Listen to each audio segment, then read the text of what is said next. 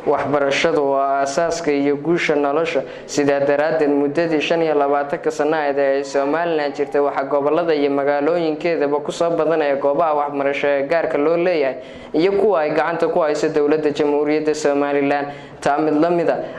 tirada ardayda wax ka barata dugsiyada kala duwan ee Jamhuuriyadda Soomaaliland ayaa sanadihii u dambeeyay kor u sii kacay waxa iyagna door muhiim ah ka ciyaaray dugsiyada Sidamo oo iskuuladii muddooyinkii u dambeeyay soo saaray ardayda ugu tirada badan ee wax ka barata caasimadda Jamhuuriyadda Soomaaliland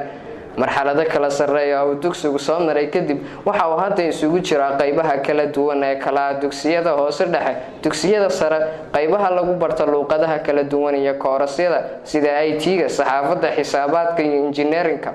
tirada iyo tayada ardayda ee dugsigan ayaa muddadii u dhaxaysay 2013 ilaa 2016 kor u sii kacaysa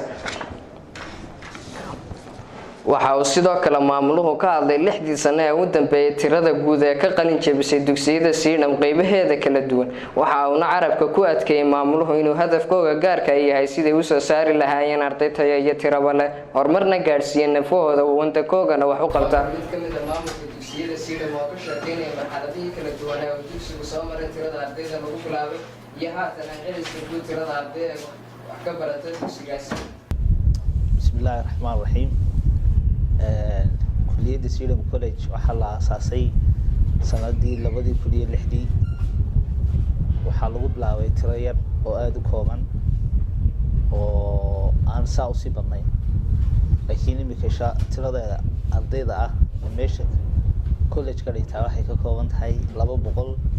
2500 arday waxa uu carabka ku adkeeyay maamuluhu inuu hadafkooda gaarka yahay sidii uu soo saari lahaayeen arday tayo iyo tiraba leh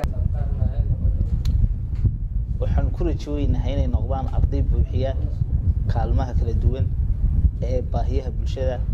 gaar ahaan aqoon darrada waddanka ka jirta inay kor u qaadaan marjeelin si kastaba ha ahaatee dugsiyadan ayaa shacab weynaha ku dhaqan caasimadda Jamhuuriyadda Soomaaliland iyo nawaaxiga ku soo qulqulayaan xilliyadii u dambeysay ee dugsigani furnaa Shaakir Ciise Maxamed warbaahiyaha caalamiga Sidam TV magaalada Hargeysa